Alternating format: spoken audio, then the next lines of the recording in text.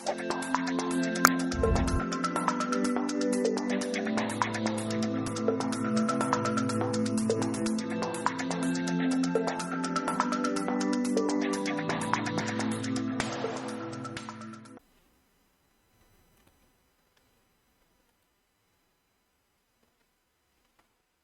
Hind students. आज हम लोग अपने law of demand and supply की रिवीजन क्लास नंबर 2 पर हैं। बेसिकली आज की क्लास में हम लोग supply and elasticity of supply वाला पूरा का पूरा टॉपिक पढ़ेंगे। सप्लाई और इलास्टिसिटी ऑफ सप्लाई बहुत बड़ा टॉपिक नहीं है, छोटा टॉपिक है, बट इसमें से भी क्वेश्चंस अपने आते हैं। हमने आपको लास्ट सेशन में डिमांड और इलास्टिसिटी ऑफ डिमांड सिखाया था। आज के सेशन में हम लोग सप्लाई और इलास्टिसिटी ऑफ सप्लाई के बारे में सीखेंगे। रेडी? ओके, देखिए सप्लाई का मतलब क्या है। तो डिमांड का मतलब यह था कि how much a person is willing to purchase and able to purchase at the given prices. उसकी विलिंगनेस और एबिलिटी देखते थे। कितना एक्चुअल परचेज कर रहा है वो रेलेवेंट नहीं था, कितना एक्चुअल परचेज कर रहा है वो रेलेवेंट नहीं था। हम लोग देखते थे कितनी विलिंगनेस है और कितनी एबिलिटी है। वैसे ही करके सप्लाई का मतलब ये नहीं होता है कि कितना सेल कर दिया। सप्लाई का मतलब होता है कि वो कितना विलिंग टू सेल है।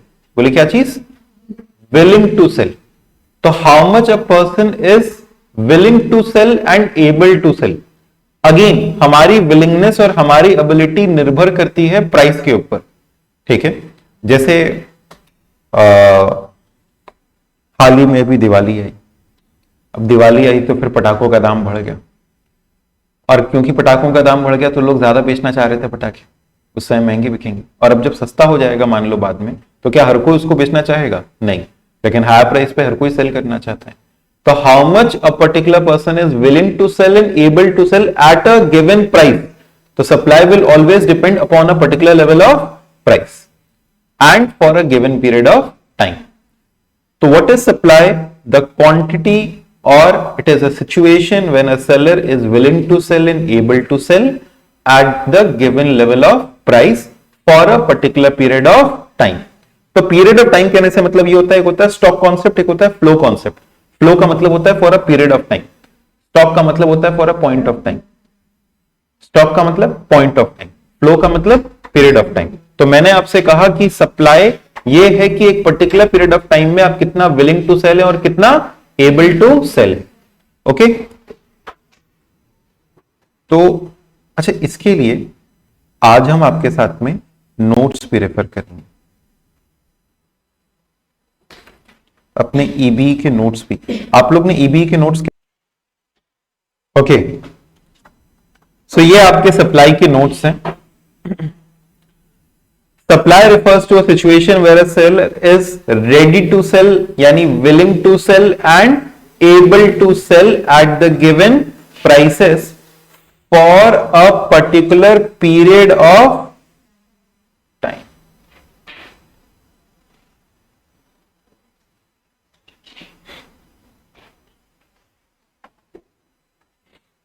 ठीक है, तो it is a stock concept या flow concept, it is a. अब सप्लाई को रिप्रेजेंट करने के तीन तरीके होते हैं। एक होता है सप्लाई शेड्यूल, एक होता है सप्लाई कर्व, और एक होता है सप्लाई फंक्शन। कौन से तीन तरीके हैं बताओ? सप्लाई शेड्यूल, सप्लाई कर्व और सप्लाई फंक्शन। ये तीन तरीके होता है।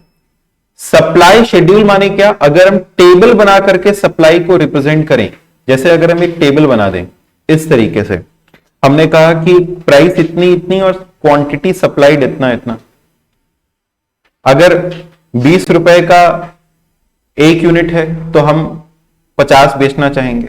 अगर वो 30 का बिकेगा तो हम 80 बेचना चाहेंगे। अगर वो 40 का बिकेगा तो हम 120 बेचना चाहेंगे। इस तरीके से हमने एक टेबल बना दिया, तो इस टेबल को क्या कहते हैं? Supply schedule. और अगर इसी को एक डायग्राम बना करके दिखा दें तो it will become supply curve.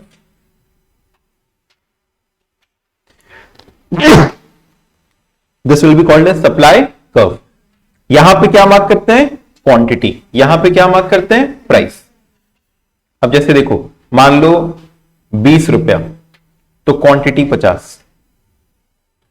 30 रुपए, तो क्वांटिटी भी ज्यादा 80।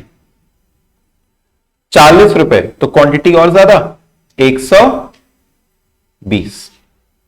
यानी higher price will indicate higher quantity. ज्यादा प्राइस पे आप ज्यादा विलिंग टू सेल है। हो सकता है ज्यादा ना बेच पाए, वो अलग बात है। आप कितना बेच पाते हैं, नहीं बेच पाते हैं, वो अलग बात है। ये मत लेट करना सर दाम बढ़ा देंगे तो हम खरीदेंगे नहीं, वो अलग चीज है। लेकिन आप विलिंग टू सेल ज्यादा होंगे कि नहीं होंगे? विलिंग टू सेल आप ज्यादा होंगे, तो that will be called as supply. How much is your willingness? Actual sales is not necessary. Is it clear? तो सप्लाई कर्व कैसा बनता है? डाउनवर्ड स्लोपिंग या upward sloping? Upward sloping. Supply function क्या होता है? सप्लाई फंक्शन एक mathematical representation है सप्लाई की। जैसे मान लीजिए मैंने लिखा quantity supplied is equal to 40 plus 1/2 P। 40 plus 1/2 P। इसका मतलब अगर प्राइस आपने 20 रुपया रख लिया तो क्वांटिटी हो जाएगी 40 प्लस 1/2 इंटू 20। बोलो कितना? 50। अगर प्राइस 30 रुपए हो गए तो 30 रुपए हो गया तो 30 का आधा 15 प्लस 40 55 55। अगर ये 40 हो गया तो 40 का आधा 20 प्लस 40 60। तो इसका मतलब क्या हुआ कि ये इंडिकेट कर रहा है कि अगर प्राइस इतनी होगी तो क्वांटिटी सप्लाइड इतना होगा। It indicates the mathematical relationship. It indicates the mathematical या functional relationship between quantity supplied and price. ठीक है। टैबुलर रिलेशनशिप कौन बताता है? Supply schedule. ग्राफिकल रिलेशनशिप कौन बताता है? ग्राफिकल रिप्रेजेंटेशन कौन है? Supply curve. और इसी का फंक्शनल रिलेशनशिप कैसे पता चलता है? सप्लाई फंक्शन के थ्रू। Is this clear? पक्का ये समझ में आया क्या? In the live chart please answer. In the live chart please answer. आपको समझ में आया कि नहीं आया? Okay. Next, law of supply. Law of supply क्या कहता है? बड़ी सिंपल सी चीज कि अगर ज्यादा प्राइस होगा तो ज्यादा क्वांटिटी सप्लाई करेंगे, कम प्राइस होगा तो कम क्वांटिटी सप्लाइड होगी।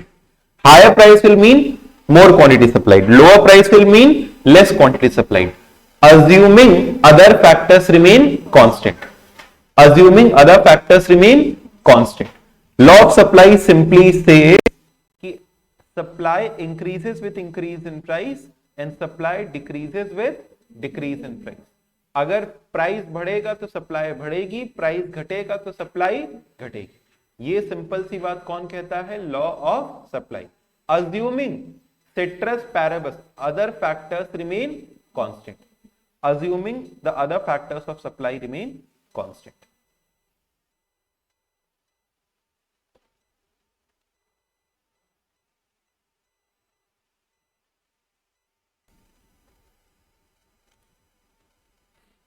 Assuming other factors remain constant, बीच में वॉइस थोड़ी सी स्लो हो गई थी, अभी वापस से ठीक हो गई है।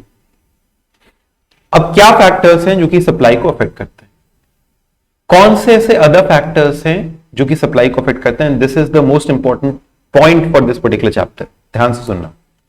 सबसे पहला होता है रिलेटेड गुड्स। यहां आपको अलग से लिख करके दिखाते हैं।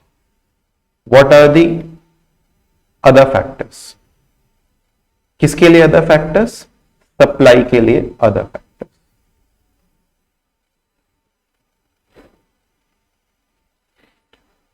सबसे पहला होता है प्राइस ऑफ रिलेटेड गुड्स। जैसे आपने डिमांड के केस में, हमेशा डिमांड से इंटरलेट करके पढ़ना। डिमांड के केस में हम लोगों ने पढ़ा था सब्स्टिट्यूट और कॉम्प्लीमेंट्री। यहां पे हम लोग कहते हैं प्राइस ऑफ रिलेटेड गुड्स। मान लो you are selling a particular kind of good. Take an example. क्या? पेन बेच रहे हैं, वही पुरानी सोच। कुछ think of something new like digital pen. तो आप पेन सेल करते हैं, ठीक है। अब क्या हुआ? आपको अचानक से दिखाई दे रहा है कि एक दूसरा गुड भी आप सेल कर सकते थे। मान लो आप क्रैकर्स भी सेल कर सकते थे। आपका वो सेल करने का मन करेगा। अचानक से, जैसे फॉर एग्जाम्पल आप पेन सेल करते थे, लेकिन आपने देखा कि एक particular kind of gifting pens का दाम आजकल बड़ा बढ़ रहा है, लोग खरीद रहे हैं, उसका दाम भी बढ़ रहा है, ठीक है, आपस में सब कहीं ना कहीं इंटररिलेटेड है, तो आपका मन करेगा कि अच्छा वो भी बेच दे। तो आप क्या चाहते हो कि वो रिलेटेड गुड्स जिनका दाम बढ़ रहा है, तो अपना गुड छोड़ करके वो वाला गुड बेचे, ठीक है। चाय 5 रुपए की बिकती है, 10 रुपए की बिकती है, कॉफी 30 की बिकती है, 40 की बिकती है, तो चाय हटा करके कॉफी बेच ले, ठीक है। ये सब्स्टिट्यूट भी हम इनको कह सकते हैं, और सप्लाई की भाषा में सब्स्टिट्यूट कॉम्प्लीमेंट्री शब्द इस्तेमाल नहीं करते। सप्लाई की भाषा में हम लोग सब्स्टिट्यूट और कॉम्प्लीमेंट्री शब्द इस्तेमाल नहीं करते। जब हम लोग बात करते हैं सप्लाई की, तो हम लोग वर्ड यूज करते हैं रिलेटेड गुड्स। बोलिए क्या? Related goods. अपना गुड छोड़ करके बाकी सारे गुड्स जो हम बेच सकते हैं, उन सबको हम लोग कहते हैं रिलेटेड गुड्स। तो अगर रिलेटेड गुड महंगा हो रहा है, तो हमें क्या मन करेगा? अपना गुड कम कर दें और दूसरे गुड की सप्लाई बढ़ा दें, तो हमारे गुड की सप्लाई क्या हो जाएगी? कम। तो अगर प्राइस ऑफ रिलेटेड गुड्स बढ़ जाए, तो बताओ हमारे गुड की सप्लाई कम हो जाएगी, और प्राइस ऑफ रिलेटेड गुड्स कम हो जाए, तो वो लोग जो कि हो सकता है कि कोई दूसरा गुड बेचते थे, वो हमारा गुड बेचने लगेंगे, वो लोग, हाँ, बढ़ जाएगा। हमने वही बनाया, आप लोग मीनिंग पे ध्यान दें। तो अगर रिलेटेड गुड्स का प्राइस बढ़ गया, तो हमारी क्वांटिटी सप्लाइड कम हो जाएगी, और रिलेटेड गुड्स का प्राइस कम हो गया, तो हमारी क्वांटिटी सप्लाइड बढ़ जाएगी। सिंपल बात। दूसरा होता है आपका टेक्नोलॉजी। ज्यादा अच्छी टेक्नोलॉजी होगी तो ज्यादा सप्लाई होगा, ज्यादा प्रोडक्शन होगा। टेक्नोलॉजी खराब हो जाए, बेकार हो जाए, तो कम हो जाएगा production. Third, number of sellers. अगर बाजार में नंबर ऑफ सेलर्स ज्यादा आ गए, तो सप्लाई बढ़ जाएगी। पहले मोमोज बेचने वाले कम थे, अब मोमोज बेचने वाले बढ़ गए, तो उनकी सप्लाई बढ़ जाएगी, ठीक है। और कोई एग्जांपल लेना चाहोगे तुम लोग? हमारी सप्लाई की, हम मोमो सेलर्स की बात कर रहे थे, मान लो मोमो की सप्लाई की बात कर रहे हैं, तो if the number of momo sellers increase, तो supply of momos will increase, it will also increase, ठीक है। तो अगर किसी भी चीज के नंबर ऑफ सेलर्स बाजार में बढ़ जाते हैं, तो उसकी सप्लाई बाजार में बढ़ जाती है, ठीक है। जैसे से फॉर एग्जाम्पल, अगर हम आपसे कहें कि इलेक्ट्रॉनिक गुड्स बेचने के लिए नंबर ऑफ सेलर्स बाजार में बढ़ गए, अगर नंबर ऑफ सेलर्स बाजार में बढ़ गए, तो फिर उसकी सप्लाई भी बढ़ जाएगी। तो नंबर ऑफ सेलर्स बढ़ने से सप्लाई बढ़ जाती है, और नंबर ऑफ सेलर्स कम होने से सप्लाई कम हो जाती है। Number 4, this is now taxes. हम आपको टैक्सेस वाला पॉइंट अलग से सिखाना चाहते हैं। ये बताओ टैक्सेस का क्या इंपैक्ट आता है? टैक्सेस का क्या इंपैक्ट आता है हमारी प्राइस के ऊपर? क्या टैक्स बढ़ने से प्राइस बढ़ जाती है? ये बताओ, क्या टैक्स बढ़ने से प्राइस बढ़ जाएगी? हां, अगर इनकम टैक्स 10% की जगह 20% कर दिया जाए, तो दाम बढ़ जाएगा चीजों का। क्या इनकम टैक्स का रेट 10% की जगह 15% कर दिया जाए, तो चीजें महंगी हो जाएंगी? नहीं, इनकम टैक्स की वजह से नहीं, जीएसटी की वजह से ऐसा होगा। यानी डायरेक्ट टैक्स का कोई फर्क नहीं पड़ता। किसके ऊपर? प्राइस के ऊपर। किसका फर्क पड़ता है? इनडायरेक्ट टैक्स का फर्क पड़ता है। तो अगर इनडायरेक्ट टैक्सेस बढ़ जाए, अगर इनडायरेक्ट टैक्स बढ़ जाए, अगर इनडायरेक्ट टैक्स बढ़ जाए, तो प्राइस बढ़ जाएगी, और अगर इनडायरेक्ट टैक्स घट जाए, तो प्राइस घट जाएगी। लेकिन अब सुनना मेरी बात को, हम जब किसी एक फैक्टर को पढ़ते हैं, तो बाकी सारे फैक्टर्स को कांस्टेंट मान लेते हैं। तो अगर मान लो, जैसे मान लो आप एक टॉफी खरीदते हो, टॉफी 2 रुपए की, उसके ऊपर में 5% का टैक्स लगता है। से फॉर एग्जाम्पल एमआरपी पे लगता है, तो 2 रुपए का 5% कितना हुआ? 10 पैसा। 10 पैसा का टैक्स आप इंक्लूसिव ऑफ टैक्स बेचते हो, ऐसा तो नहीं 2 रुपए 10 पैसा हो तुमसे लेते, 2 रुपए इज इंक्लूसिव ऑफ टैक्सेस। अगर हम कहें कि उस टॉफी के ऊपर का टैक्स 5% की जगह 10% हो जाए, तो वो क्या आपको 2 रुपए 10 पैसे का बेचेगा? नहीं, बेचेगा तो उतने का ही। तो मान के चलते हैं प्राइस में चेंज नहीं आया, टैक्सेस बढ़ गए। प्राइस में चेंज नहीं आया, टैक्स बढ़ गया। और अगर प्राइस में चेंज नहीं आया लेकिन टैक्स बढ़ गया तो क्या आपका प्रॉफिट मार्जिन कम हो जाएगा? और अगर आपका प्रॉफिट मार्जिन कम हो गया तो आप कम बेचना चाहोगे कि ज्यादा? कम। तो जब टैक्सेस बढ़ते हैं लेकिन प्राइस में कोई फर्क नहीं आता तो हमारा प्रॉफिट मार्जिन कम हो जाता है, और हमारा प्रॉफिट मार्जिन कम होने से सप्लाई कम हो जाएगी। बोलो समझे कि नहीं समझे? और अगर टैक्सेस कम हो जाए तो प्रॉफिट मार्जिन बढ़ जाएगा, और प्रॉफिट मार्जिन के बढ़ने से क्वांटिटी सप्लाइड बढ़ जाएगी। समझे कि नहीं समझे? तो अगर जैसे मान लो कपड़े के ऊपर टैक्स लग गया, तो कपड़े के ऊपर टैक्स लगते ही कपड़े व्यापारियों ने कहा नहीं नहीं ये तो गलत है, हमको दिक्कत होगी, जीएसटी बढ़ाया। तो आप कह सकते थे ना जीएसटी बढ़ाया, जीएसटी सामने वाले से ले लो, तुमको क्या जा रहा है इसके अंदर में।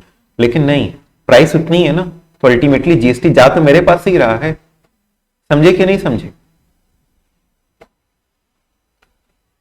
अच्छा, ये चौथा फैक्टर हो गया टैक्सेस। पांचवा फैक्टर सुनना, पांचवा फैक्टर सुनना, सप्लाई का पांचवा फैक्टर है मोटिव, या इसी से जुड़ा हुआ एक हम लोग लिख लेते हैं cost of factors of production. Cost of factors of production. ये बताओ, लकड़ी, wood is becoming more expensive और लेस एक्सपेंसिव? More expensive. तो वुडन फर्नीचर्स की सप्लाई बढ़ रही है या कम हो रही है? People are finding substitutes to it. Wood की जगह फाइबर आ रहा है, प्लास्टिक आ रहा है, फाइबर का फर्नीचर, प्लास्टिक का फर्नीचर, अलग अलग तरीके के और भी मटेरियल्स आ रहे हैं, ठीक है, जो कि वुड नहीं है लेकिन वुड के सब्स्टिट्यूट्स हैं, वुड सब्स्टिट्यूट्स।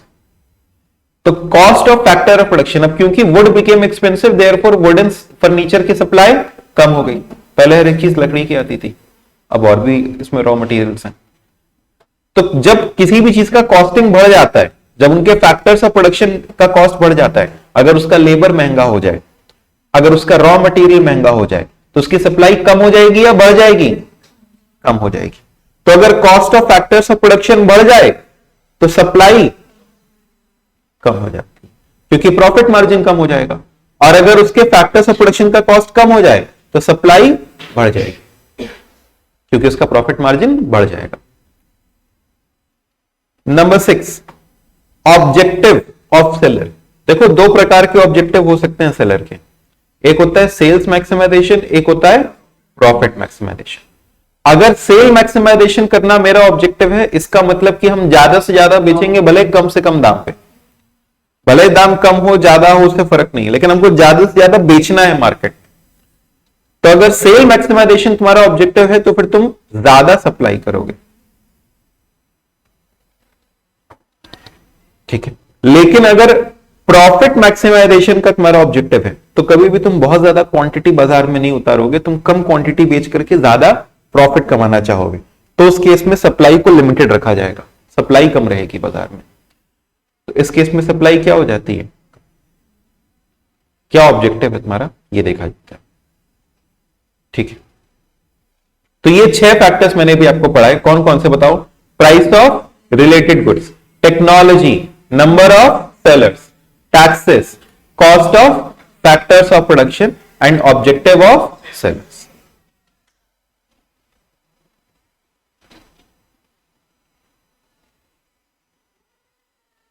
सारे टॉपिक्स कवर हुए क्या? यहां से देखना, technology, goal of the seller, price of related goods, price of factors of production.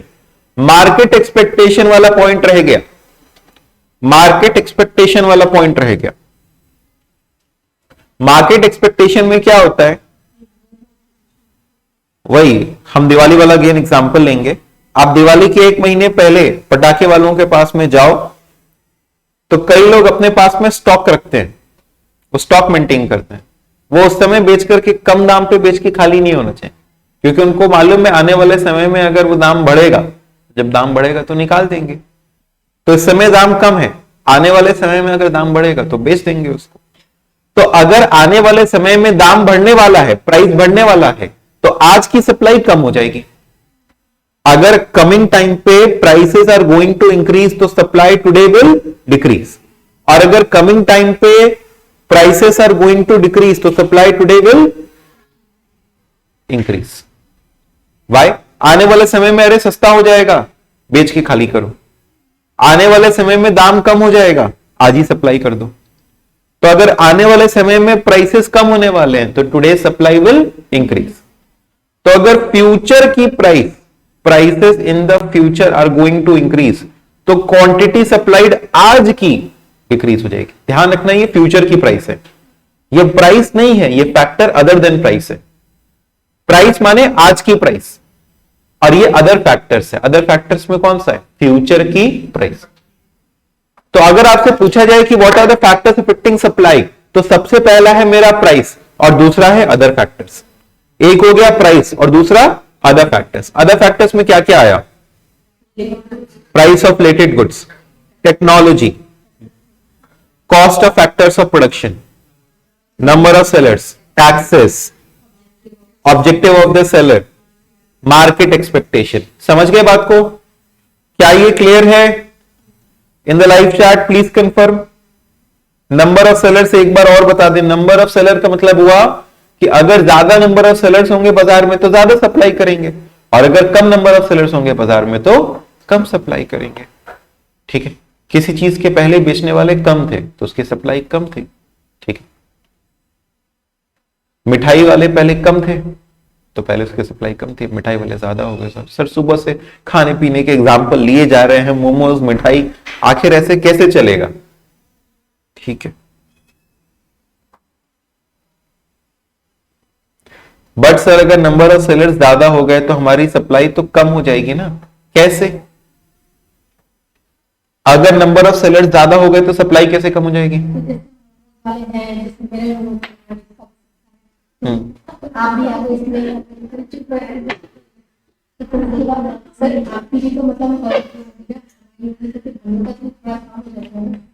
अच्छा, आप एक इंडिविजुअल लेवल पे सोच रहे हैं. मत आप लोग इंडिविजुअल लेवल पे सोच रहे हो, मतलब ही बच्चों आप लोग इंडिविजुअल लेवल पे सोच रहे हो, मतलब ही ना बने. ये देखें कि मार्केट की सप्लाई तो बढ़ेगी ना, मार्केट की सप्लाई बढ़ेगी, यहां उसकी बात होगी. ठीक है, ज्यादा प्रोडक्शन हो रहा है तो ज्यादा ओवरऑल मार्केट में ज्यादा सप्लाई है. ठीक है, next, why does the law of supply operate? Law of ये समझ में आया कि नहीं आया आपको? Why does the law of supply operate? ऐसा क्यों होता है कि प्राइस के बढ़ने पे सप्लाई बढ़ती है और प्राइस के घटने पे सप्लाई घटती है? ऐसा इसलिए होता है क्योंकि अगर ज्यादा प्राइस होगा तो ज्यादा प्रॉफिट होगा. ज्यादा प्राइस मींस ज्यादा प्रॉफिट, इसलिए सप्लाई भी ज्यादा. सिंपल फंडा है, ज्यादा प्राइस मतलब ज्यादा प्रॉफिट, देयरफॉर ज्यादा सप्लाई. और अगर प्राइस बढ़ता है तो आप ओल्ड स्टॉक को क्लियर करने लगते हैं. मेरे पास पुराना पड़ा हुआ जो स्टॉक है हम उसको भी क्लियर करने लगेंगे. कब? प्राइस के बढ़ने पे. तो as the price increases we start clearing the old stock. हम ओल्ड स्टॉक को क्लियर करने लगते हैं, देयरफॉर प्राइस के बढ़ने पे सप्लाई बढ़ती है. और तीसरा, the supplier increases its supply due to greater profit margin. तो तीन चीजें थी. तीसरा पॉइंट ये है कि with increase in price new sellers will enter the market.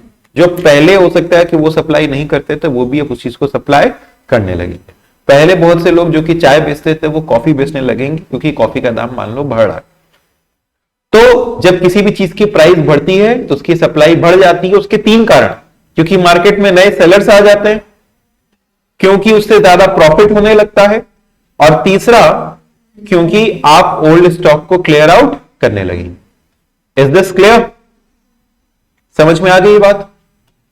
Next, कुछ एक्सेप्शंस होते हैं लॉ ऑफ सप्लाई के. कुछ एक्सेप्शंस हैं आपके लॉ ऑफ सप्लाई के. क्या एक्सेप्शंस हैं लॉ ऑफ सप्लाई के? Exceptions to law of supply में नंबर 1, आर्टिकल्स ऑफ डिस्टिंक्शन. बोले क्या? Articles of distinction. Articles of distinction क्या हुए? आर्टिकल्स ऑफ डिस्टिंक्शन क्या हुए? ऐसे गुड्स जो कि थोड़े रेयर है, और ऐसे गुड्स की डिमांड इसीलिए होती है क्योंकि वो रेयर है. अब अगर ये गुड्स रेयर नहीं रहेंगे तो इन गुड्स की डिमांड भी नहीं रहेगी. तो आर्टिकल्स ऑफ डिस्टिंक्शन के केस में क्या होता है? जैसे टेक एन एग्जांपल, हमने कहा कि कोई लिमिटेड एडिशन है, कोई लिमिटेड एडिशन है, अगर वो लिमिटेड एडिशन है इसलिए उसकी डिमांड है, अगर वो लिमिटेड एडिशन नहीं रहेगी तो उसकी डिमांड भी नहीं रहेगी। जैसे बहुत से ब्रांड्स होते हैं, मान लो हमने कहा, हाँ मान लो हमने कहा कोई एक्सपेंसिव चीज का, कोई एक्सपेंसिव वॉच का एग्जांपल रोलेक्स है ना, रोलेक्स। अब से फॉर एग्जांपल रोलेक्स जो है वो एक्सपेंसिव वॉचेस को सेल कर रहा है, वो भर भर के अगर सेल करने लगे क्वांटिटी, ठीक है, बल्क में सेलिंग करने लगे। अब अगर वो बल्क में सेलिंग करने लगेगा, प्राइस बढ़ते ही वो बल्क में, अगर क्योंकि महंगा है, मान लो अगर वो बल्क में सेलिंग करने लगा, तो क्या इन दैट केस वो उतना रेयर रह जाएगा, और रेयर रह जाएगा तो क्या उसकी डिमांड रह जाएगी बाजार में? नहीं, it will be just like any other watch, है कि नहीं? तो आर्टिकल्स ऑफ डिस्टिंक्शन की प्राइस बढ़ने पे उसकी सप्लाई को नहीं बढ़ाया जाता। वाई? बिकॉज फिर उसकी रेयरिटी खत्म हो जाएगी, ठीक है। जैसे मान लो डायमंड है, अब डायमंड की अगर प्राइस बढ़ गई, उसकी अचानक से अगर बहुत ज्यादा सप्लाई बढ़ा दिया जाए, तो it will not remain scarce in the market, और अगर वो स्कार्स नहीं रहेगा तो एज सच फिर उसकी कोई भी वैल्यू नहीं रह जाएगी। Supply of product depending upon the natural factors, जैसे से फॉर एग्जांपल खाने पीने की चीजें, आलू प्याज। अब अगर प्याज का अचानक से दाम बढ़ गया तो अचानक से उसकी सप्लाई बढ़ाई जा सकती है, हाँ इंपोर्ट करके बढ़ाया जा सकता है, लेकिन नेचुरल वे में तो उसकी प्रोडक्शन नहीं बढ़ सकती ना। तो जो ऐसे गुड्स हैं जहां पे नेचुरल कंस्ट्रेंट है, वर्ड आपको क्या याद रखना है, नेचुरल फैक्टर या नेचुरल कंस्ट्रेंट, लिख लीजिए, ये शब्द आपके में इस्तेमाल करता है, देयर आर नेचुरल फैक्टर्स या नेचुरल कंस्ट्रेंट। तो जहां पे नेचुरल कंस्ट्रेंट होगा, जहां पे नेचुरल कंस्ट्रेंट होगा, वहां पर भी आपके गुड्स की सप्लाई प्राइस के बढ़ने के साथ साथ नहीं बढ़ती, ठीक है, क्योंकि एक नॉर्मल प्रोसेस के थ्रू हो करके ही जाएगा वो। फिर इसके बाद थर्ड क्या बताइए, पेरिशेबल गुड्स। पेरिशेबल गुड्स की भी सप्लाई प्राइस के बढ़ने पे नहीं बढ़ाई जाती, क्योंकि आज मान लो प्राइस बढ़ा, हमने सप्लाई बढ़ा दिया तो वो खराब हो जाएगा, ठीक है। अगर वो पूरी तरीके से डिमांड नहीं किया गया तो वो खराब हो जाएगा। जैसे मान लो दूध, दही, ये सारे एग्जांपल्स हो सकते हैं। गवर्नमेंट का अगर रिस्ट्रिक्शन हो, अगर गवर्नमेंट रिस्ट्रिक्ट करके रखती है, जैसे गवर्नमेंट ने कहा कि भले प्राइस बढ़ जाए लेकिन सप्लाई नहीं बढ़ानी है। मान लो गवर्नमेंट ने टोबैको, लिकर, आप लोगों की कुछ फेवरेट चीजों के ऊपर में रिस्ट्रिक्शन लगा कर रखा है, ठीक है, कि प्राइस बढ़ जाए लेकिन फिर भी सप्लाई इतने से ज्यादा नहीं हो सकती। तो क्या प्राइस बढ़ जाएगी तो क्या ज्यादा सप्लाई करने लगेंगे? नहीं, प्राइस बढ़ने पे भी इनकी सप्लाई नहीं बढ़ाई सकती। ऐसे ही गवर्नमेंट ने गोल्ड के ऊपर कभी कभी रिस्ट्रिक्शन लगाया हुआ है। जैसे कभी कभी क्या होता है, गोल्ड महंगा हो गया। अब गोल्ड महंगा हो गया, कैसे रिस्ट्रिक्शन लगाते हैं तुमको प्रैक्टिकली सिखा रहे हैं। गोल्ड महंगा हो गया, गोल्ड महंगा हो गया तो गोल्ड को, इंडिया में गोल्ड महंगा हो गया, कुछ साल पहले की बात कर रहे हैं, गोल्ड एक्सपेंसिव, बहुत तेजी से उसका दाम बढ़ रहा था। तो लोगों ने क्या सोचा कि हम बाहर से इंपोर्ट करके गोल्ड बेच देते इंडिया में। अब वो इंपोर्ट करने लगे तो यहां का बहुत अधिक फॉरेन एक्सचेंज लॉस हुआ। हम इंपोर्ट कर रहे हैं तो मेरे पास से तो डॉलर जा रहा है ना, तो यहाँ का फॉरेन करेंसी लॉस होने लगा। तो सरकार ने तुरंत क्या किया, गोल्ड के ऊपर में इंपोर्ट ड्यूटी लगा दिया। अब इंपोर्ट ड्यूटी लगा दिया तो उससे गोल्ड को इंपोर्ट करना महंगा हो गया, और गोल्ड को इंपोर्ट करना महंगा हो गया तो लोगों ने गोल्ड का इंपोर्ट करना बंद कर दिया, और इंपोर्ट करके जो उसकी सप्लाई बढ़ा रहे थे वो बंद हो गया। तो देख रहे हो, सरकार अगर रिस्ट्रिक्शन लगा दे तो प्राइस बढ़ने पे भी आप सप्लाई को बढ़ा नहीं पाओगे। सरकार ने कैसे रिस्ट्रिक्शन लगाया, इंपोर्ट उसका टैक्स बढ़ा दिया, इंपोर्ट टैक्स बढ़ा दिया तो लोग इंपोर्ट ही नहीं कर पाए। तो ये 4 एक्सेप्शंस होते हैं लॉ ऑफ सप्लाई के। Articles of distinction, supply of product depending upon natural factors, natural constraint जहां पे हो, मतलब पेरिशेबल गुड्स के केस में, और गवर्नमेंट अगर रिस्ट्रिक्शन लगा दे तो वहां पर। Is this clear? पक्का? Come on in the chat section please answer, is this clear?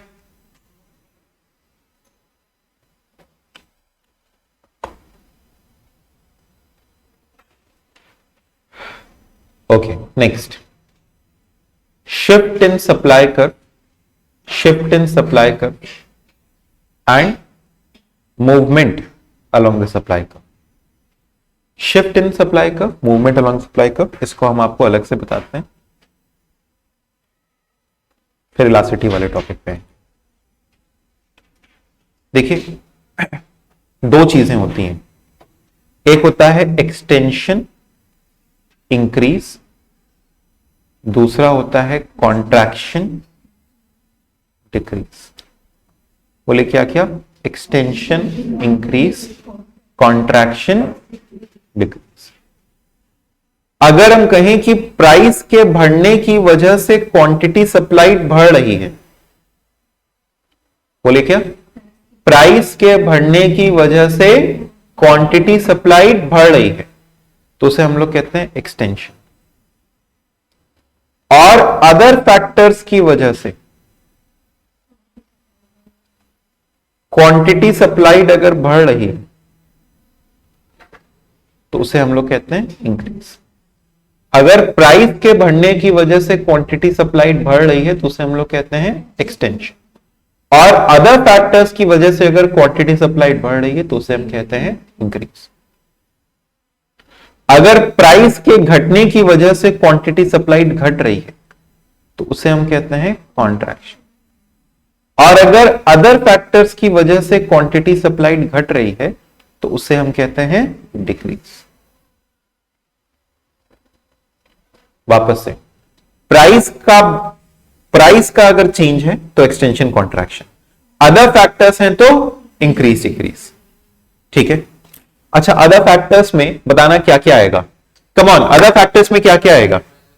Price of related goods, technology, number of sellers, cost of factors of production, indirect taxes, goal of the seller, market expectations, ये सारे के सारे किसमें आ गए?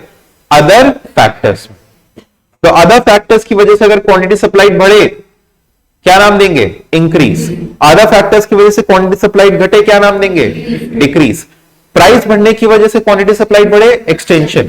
Price घटने की वजह से क्वांटिटी सप्लाइड घटे, कॉन्ट्रैक्शन। ठीक है। फिर उसके बाद आगे देखना, जब भी एक्सटेंशन होता है, जब भी एक्सटेंशन होगा तो आपके सप्लाई कर्व में एक राइटवर्ड्स मूवमेंट होता है। जब भी एक्सटेंशन होता है तो सप्लाई कर्व में क्या होगा? राइटवर्ड्स मूवमेंट होगा। Rightwards movement, there will be rightwards movement. जैसे प्राइस इतना था तो क्वांटिटी इतनी थी, अब प्राइस बढ़ गया तो क्वांटिटी सप्लाइड बढ़ गई। तो प्राइस के बढ़ने की वजह से जब क्वांटिटी सप्लाइड बढ़ती है उसे कहते हैं एक्सटेंशन। और इस केस में क्या होता है? There is rightwards movement. किस केस में? एक्सटेंशन। अभी एक रैपिड फायर होगा, इसके बाद एकदम तैयार है ना? राइटवर्ड्स मूवमेंट किस केस में? एक्सटेंशन के केस में। लेकिन जब इंक्रीज होता है तो प्राइस में तो चेंज होता नहीं, किस में चेंज होता है बताओ? अदर फैक्टर्स में। तो पहले इतनी प्राइस पे इतनी क्वांटिटी थी, अब इतनी ही प्राइस पे और ज्यादा क्वांटिटी है। पहले इस प्राइस पे ये क्वांटिटी थी, अब इसी प्राइस पे और ज्यादा क्वांटिटी है। तो एक नया सप्लाई कर्व फॉर्म होता है और इसे हम लोग कहते हैं राइटवर्ड्स शिफ्ट इन सप्लाई। क्या नाम हुआ इसका? राइटवर्ड्स शिफ्ट इन सप्लाई कर्व। तो एक होता है राइटवर्ड्स मूवमेंट और एक होता है राइटवर्ड्स शिफ्ट इन सप्लाई। ठीक है। राइटवर्ड्स मूवमेंट, राइटवर्ड्स शिफ्ट। वैसे ही करके जब कॉन्ट्रैक्शन होगा तो क्या होगा बताइए? कॉन्ट्रैक्शन के केस में क्या होगा? Leftwards movement.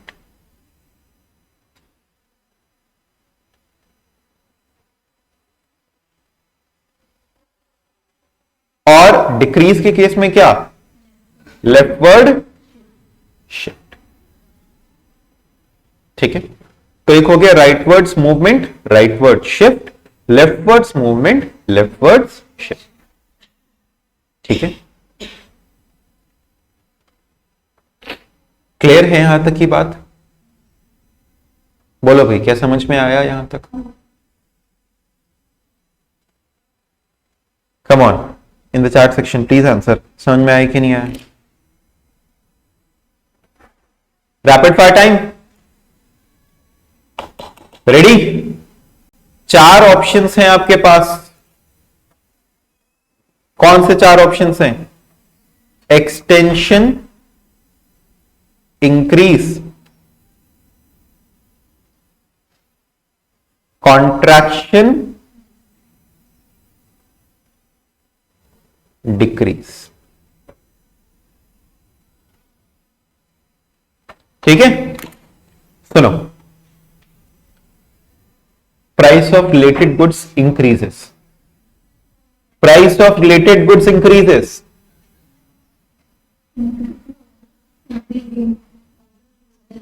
अदर फैक्टर है, अदर फैक्टर है, इसके कारण रिलेटेड गुड्स की अगर प्राइस बढ़ रही है तो मेरी सप्लाई कम हो जाएगी। रिलेटेड महंगा बिक रहा है तो मेरे गुड की सप्लाई कम होगी ना, और इसको क्या नाम देंगे, डिक्रीज।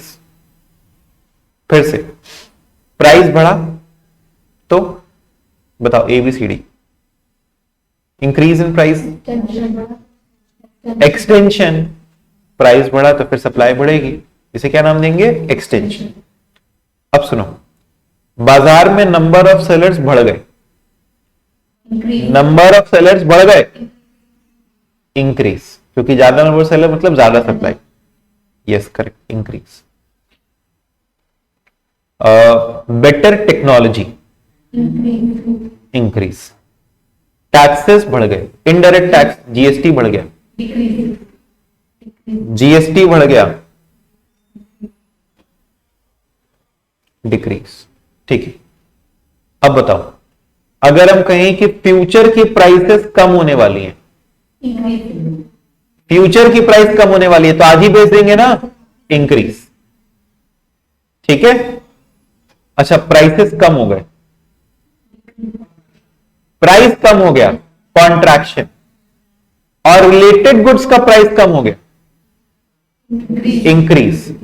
मेरा प्राइस कम हो गया, कॉन्ट्रैक्शन, रिलेटेड का प्राइस कम हो गया, इंक्रीज। समझे कि नहीं समझे? अच्छा, रॉ मटेरियल महंगा हो गया, रॉ मटेरियल महंगा हो गया, डिक्रीज। समझ गए कि नहीं समझे इस बात को? ओके, तो ये सप्लाई वाला टॉपिक अपना हुआ यहां पे समाप्त, सप्लाई वाला टॉपिक यहां पे होता है समाप्त। अब हम लोग क्या सीखने वाले हैं, इलास्टिसिटी ऑफ सप्लाई।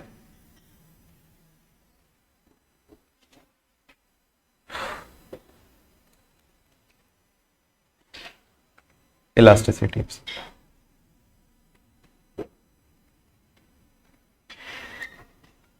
सप्लाई वाला टॉपिक तुम लोगों को समझ में आया? कोई दिक्कत? बोलो भाई, सप्लाई वाले टॉपिक में कोई दिक्कत नहीं?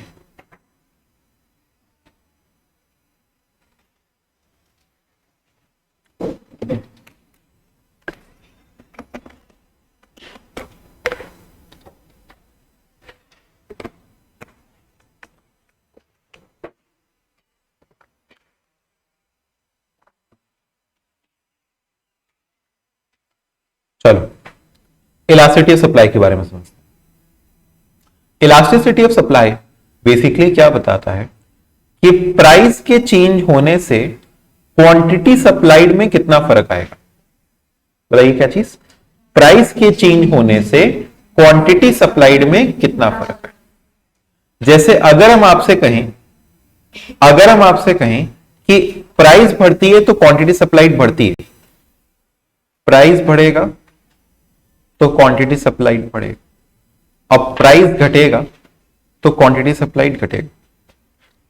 तो बताइए, अगर प्राइस 20 रुपए है तो क्वांटिटी सप्लाइड 50 है, अगर प्राइस 30 रुपए हो जाएगी तो क्वांटिटी सप्लाइड कैसे मालूम 80? सर क्योंकि पिछले एग्जाम्पल में लिए थे। अरे बताओ कितना हो जाएगा? नहीं पता, बस एक चीज पता है, क्या? हाँ, कुछ नहीं पता है, एक भी चीज नहीं पता है। अरे इतना तो पता है कि 50 से ज्यादा होगा, इतना पता है 50 से ज्यादा होगा, लेकिन कितना होगा ये नहीं। ठीक है, बढ़ेगा, लेकिन कितना बढ़ेगा नहीं। इस चीज को मेजर करने के लिए हम लोग क्या निकालते हैं? Elasticity of supply. इसे हम लोग कहते हैं रिस्पॉन्सिवनेस। बोले क्या कहते हैं? Responsiveness of quantity supplied. It is responsiveness of quantity supplied with respect to change, delta क्या इंडिकेट करता है? चेंज इन प्राइस, यानी कितना चेंज आएगा क्वांटिटी सप्लाइड में विद चेंज इन प्राइस। अगर प्राइस को बदले तो हमारा सप्लाई कितना बदलेगा? जैसे देखो, कुछ चीजों की सप्लाई बदलती है, कुछ चीजों की सप्लाई खास नहीं बदलती। अभी हम लोगों ने सीखा luxury goods, articles of distinction, महंगा हो जाए कोई फर्क नहीं पड़ता, उतनी ही सप्लाई रहेगी, सप्लाई पे खास फर्क नहीं आएगा। तो कुछ चीजें होती है जिनकी सप्लाई पे ज्यादा फर्क नहीं आता। जैसे मान लो दूध महंगा हो जाए तो दूध ज्यादा नहीं बिकने लगता, सप्लाई ज्यादा नहीं हो जाती, क्योंकि उसका एक नेचुरल कंस्ट्रेंट है ना भाई। दूध अगर महंगा भी हो गया तो भी उसकी सप्लाई बढ़ा नहीं सकते, क्योंकि दूध का प्रोडक्शन कैसे करके बनाओगे? पानी मिला करके थोड़ी ना बढ़ाना है। तो हाँ, वैसे नहीं करना है। तो प्राइस के बढ़ने पर कुछ चीजों में चेंज आता है और कुछ चीजों में ज्यादा चेंज नहीं आता। तो किसकी सप्लाई, इलास्टिसिटी सप्लाई ज्यादा है, किसकी कम है, ये हम लोग निकालते हैं। यहां पर अलग अलग तरीके होते हैं इलास्टिसिटी ऑफ सप्लाई के, हमको सारे मेथड्स नहीं सीखने। हम आपको दो मेथड्स के बारे में सिखाएंगे। पहला मेथड है आपका प्रोपोर्शनेट मेथड।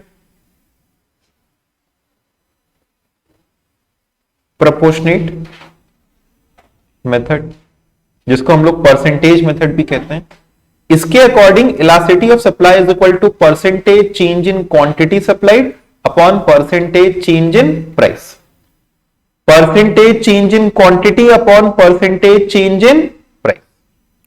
जितना चेंज क्वांटिटी में आया अपॉन जितना चेंज प्राइस में आया, जितना चेंज इन क्वांटिटी अपॉन जितना चेंज इन प्राइस है, उसे हम लोग कहते हैं क्या? Proportionate method. ठीक है, so it is percentage change in quantity upon percentage change in price. फिर इसके बाद आता है आपका ज्योमेट्रिक मेथड। पहले प्रोपोर्शनेट मेथड का एक एग्जांपल करवा देते हैं, हालांकि बहुत अधिक रेलेवेंट नहीं है, बट इसका एक एग्जांपल करवाते हैं।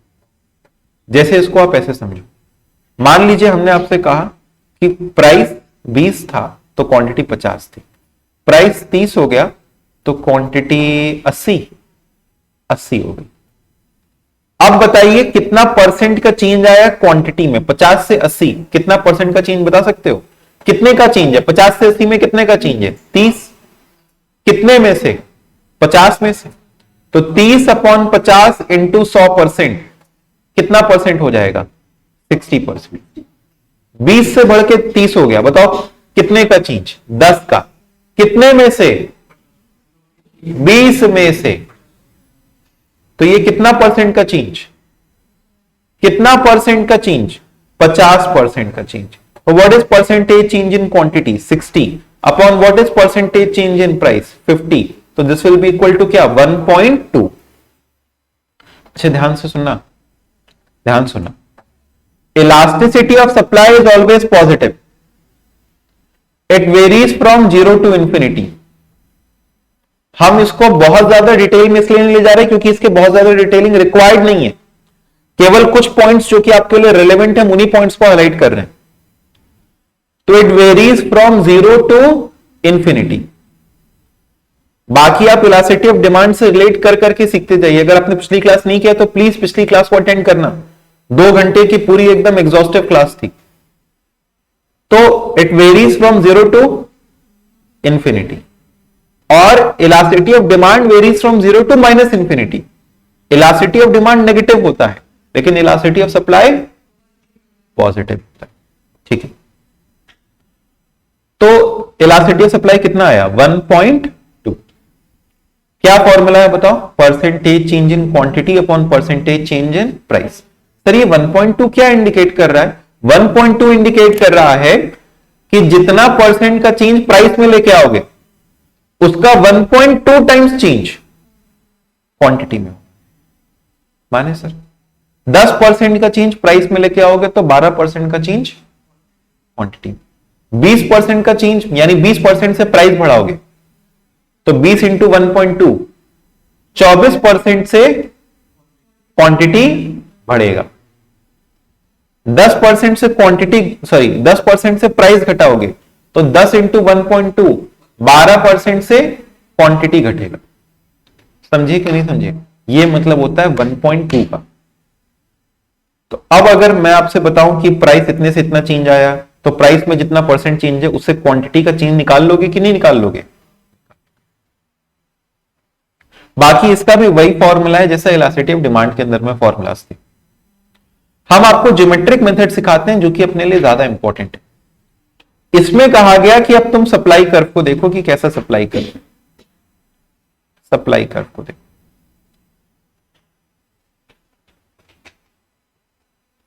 सप्लाई कर्व को देखो, सप्लाई कर्व,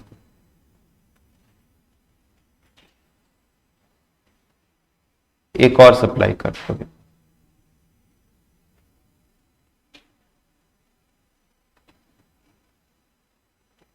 अब देखो,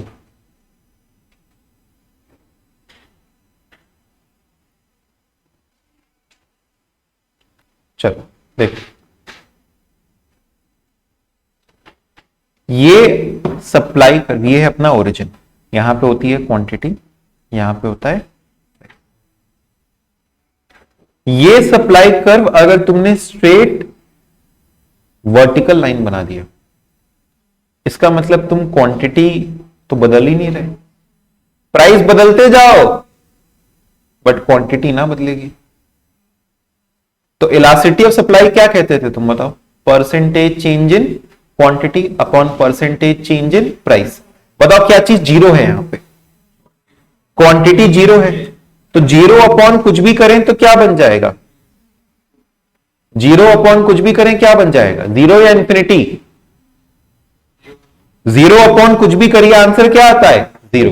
यानी अगर स्ट्रेट वर्टिकल लाइन लेनी है तो फिर इलास्टिसिटी ऑफ सप्लाई इज क्या? जीरो। पूछा जाता है, पूछा जाता है कि सप्लाई कर्व के अंदर में, सप्लाई कर्व के अंदर में अगर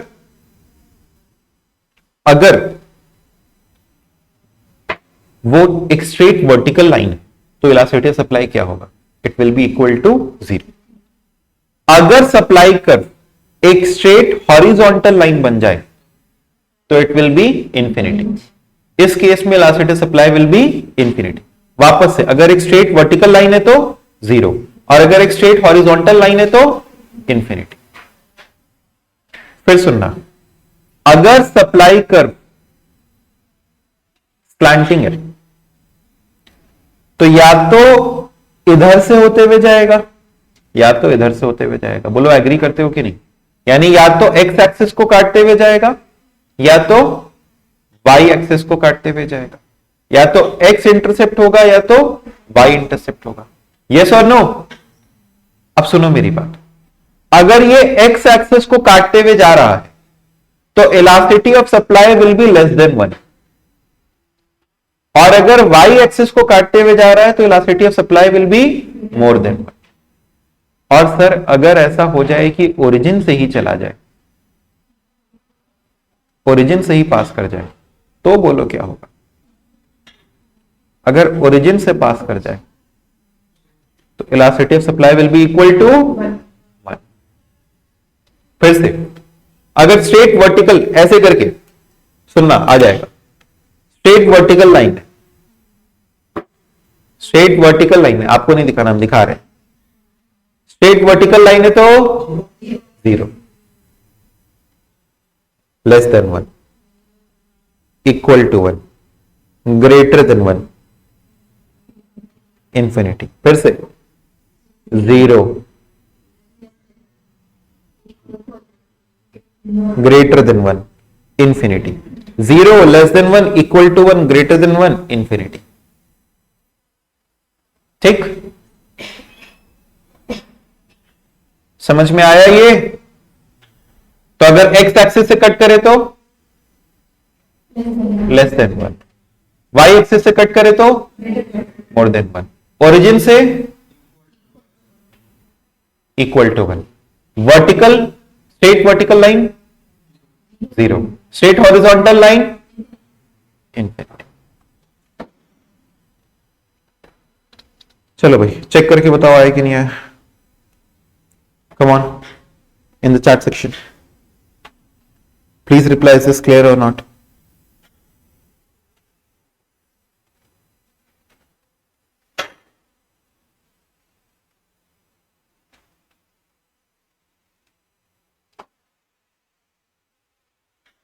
आ गया?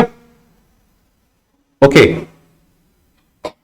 अब आगे सुनिए, क्या फैक्टर्स होते हैं जो कि इलास्टिसिटी ऑफ सप्लाई को अफेक्ट करते हैं? ये देखते हैं। आपने कहा किसी चीज की इलास्टिसिटी ज्यादा होती है, किसी चीज की इलास्टिसिटी कम होती है, तो क्या फैक्टर्स हैं जो कि इलास्टिसिटी ऑफ सप्लाई को अफेक्ट करते हैं? उन फैक्टर्स के बारे में पढ़ लेते हैं। सबसे पहला फैक्टर है आपका अवेलेबिलिटी ऑफ इनपुट। बोलिए क्या? Availability of input. अगर मेरा इनपुट इजीली अवेलेबल है तब तो प्राइस बढ़ने पे सप्लाई बढ़ा देंगे, तो वो हाईली इलास्टिक होगा। जैसे मान लो कोई चीज का इनपुट बहुत इजीली अवेलेबल है, तो जैसे ही प्राइस बढ़ेगी उसकी सप्लाई बढ़ा दो। ठीक है, टेक एन एग्जांपल, मान लो प्लास्टिक से बने हुए प्रोडक्ट्स हैं। ठीक है, प्लास्टिक इज इजीली अवेलेबल, तो प्राइस बढ़ने पे उसकी सप्लाई बढ़ा देंगे। मान लो कोई स्टेशनरी है, ठीक है, दाम बढ़ रहा है, अगर उसका raw material easily available, price बढ़ेगी तो सप्लाई बढ़ा देंगे। ठीक है, हमने कहा गोल्ड है, अगर वो इजीली अवेलेबल हो जाता है मार्केट में तो प्राइस बढ़ेगी तो उसकी सप्लाई बढ़ा देंगे। तो अगर ऐसी चीज है जो कि इजीली अवेलेबल है, लेकिन अगर अवेलेबिलिटी ऑफ इनपुट लैक कर रहा है, या लिख लेना नेचुरल कंस्ट्रेंट है। क्या चीज है? नेचुरल कंस्ट्रेंट है।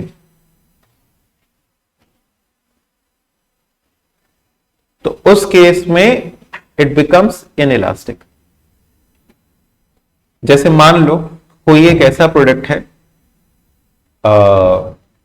Take an example of a product जिसका रॉ मटेरियल आसानी से नहीं मिलता है, रॉ मटेरियल जिसका आसानी से अवेलेबल ना हो।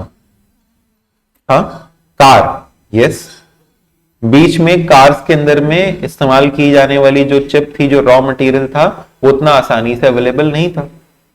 ठीक है, तो उसके कारण जो कार्स की सप्लाई थी वो अफेक्ट हो गई थी, तो वो क्या बन गया? इनइलास्टिक। प्राइस बढ़ रही थी लेकिन सप्लाई नहीं बढ़ पा रहा था क्योंकि उसका रॉ मटेरियल अवेलेबल नहीं था। तो जब प्राइस बढ़ती है लेकिन रॉ मटेरियल अच्छे से अवेलेबल नहीं होता है, तो उसकी सप्लाई उतनी नहीं बढ़ पाती, थोड़ा बहुत तो बढ़ता है, तो will say it is inelastic. तो अगर अवेलेबिलिटी ऑफ इनपुट है तो इट इज इलास्टिक, और अवेलेबिलिटी ऑफ इनपुट नहीं है तो इट इज इनइलास्टिक। ठीक है, नेक्स्ट है आपका गोल ऑफ द सेलर। नेक्स्ट है आपका गोल ऑफ द सेलर, उसको वहां से लॉक कर लीजिए। हाँ, नेक्स्ट है आपका गोल ऑफ द सेलर। अगर हमारा गोल प्रॉफिट मैक्सिमाइजेशन का है, किस चीज का बताइए? प्रॉफिट मैक्सिमाइजेशन का है, तो हम भले ही प्राइस बढ़ जाए सप्लाई ज्यादा नहीं बढ़ाएंगे। और अगर सेल मैक्सिमाइजेशन का है कि हमें तो बस भर भर के बेचना है, तो प्रॉफिट बढ़ते ही सप्लाई बहुत ज्यादा बढ़ा देंगे। तो किस केस में इनइलास्टिक होगा? प्रॉफिट मैक्सिमाइजेशन, प्रॉफिट मैक्सिमाइजेशन के केस में। और किस केस में इलास्टिक होगा? सेल मैक्सिमाइजेशन के केस में। इसमें पहला जो इंपॉर्टेंट पॉइंट है वो ये है अवेलेबिलिटी ऑफ इनपुट, और दूसरा एक इंपॉर्टेंट पॉइंट होता है टाइम लिमिट का। यहां लिखा नहीं है, हम अलग से लिख रहे हैं टाइम ड्यूरेशन। अगर आप एक short term period of time ले रहे हैं, जैसे वेरी शॉर्ट रन, एक समय लिखना, very short run, very important point, very short run. Very short run माने बहुत छोटा समय, ऐसा छोटा समय जिसके अंदर में अपने आप को सप्लाई एडजस्ट नहीं कर पाती। आज मार्केट में किसी एक सब्जी का दाम बहुत तेजी से बढ़ गया, ठीक है, मान लो अलग अलग ओकेजन्स आते हैं जिसके अंदर में कोई स्पेसिफिक सब्जी बनती है कभी कभी। जैसे मान लो दिवाली, या अभी कल पूजा हो जाती, तो कोई एक ऐसी स्पेसिफिक सब्जी जो तुम लोगों को बहुत ध्यान हो कि नहीं, ये तो इस टाइम पे बनती है, बनाया जाता है। जैसे हाँ, सूरन बनता है किस टाइम पे? दिवाली के टाइम पे ना, दिवाली के टाइम पे सूरन की सब्जी बनती है, ठीक है। तो अब now that is a very short duration of time ना, एक दो दिन के अंदर में थोड़ी ना सप्लाई अपने आप को एडजस्ट कर लेगा कि नहीं अचानक से सप्लाई बाजार में बढ़ा ही दिया जाए। तो अचानक से अगर किसी दिन अगर दाम बढ़ जाए, ठीक है, जन्माष्टमी वाले दिन मलाई का दाम बढ़ जाए, मक्खन का दाम बढ़ जाए, तो क्या सप्लाई अपने आप को उतनी तेजी से एडजस्ट कर पाएगा? नहीं। लेकिन वो अगर हफ्ता, 10 दिन, 1 महीने का समय हो तो फिर उसके हिसाब से एडजस्ट हो सकता है। तो very short run is such a small period of time, it is such a small period of time. Chhath Puja में लौकी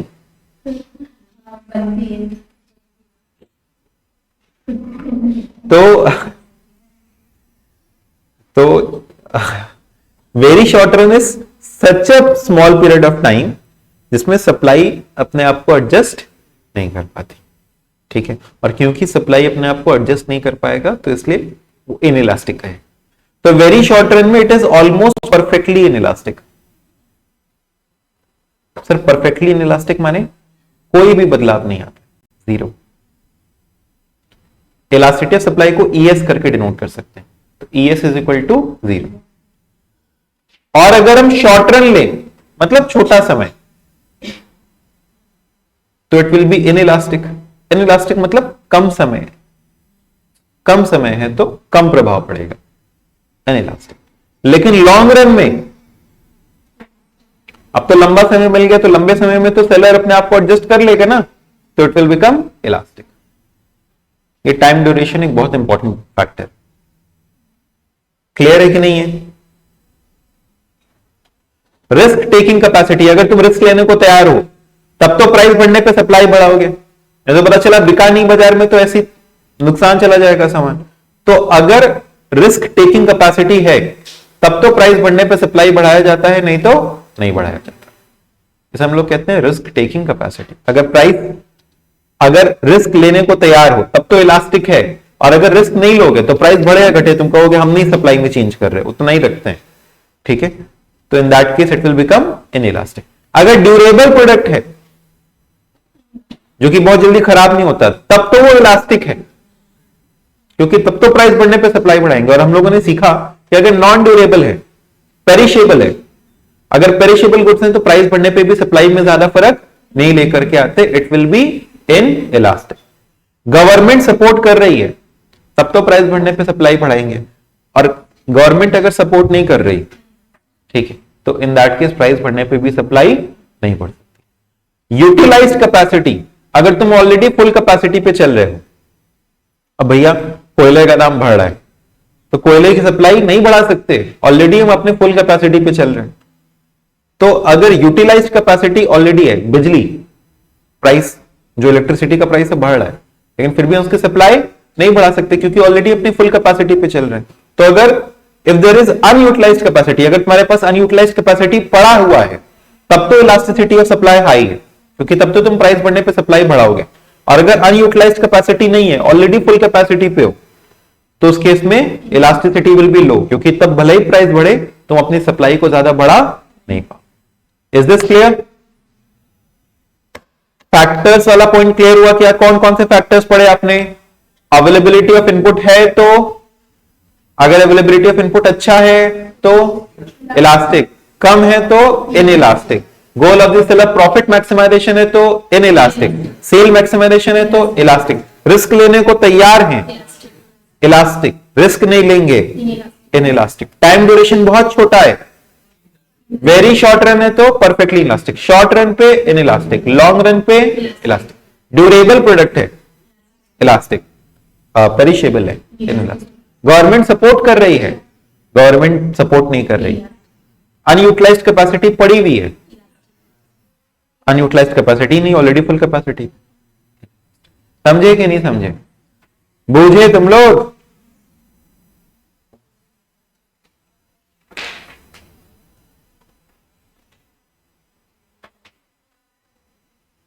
ये खत्म हो गया क्या?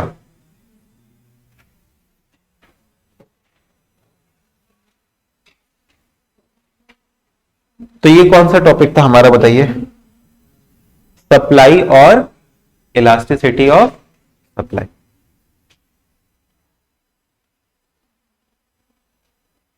Supply and elasticity. इसके बाद इसके एमसीक्यूज हैं, आप इसको जरूर से सॉल्व करिएगा, ठीक है।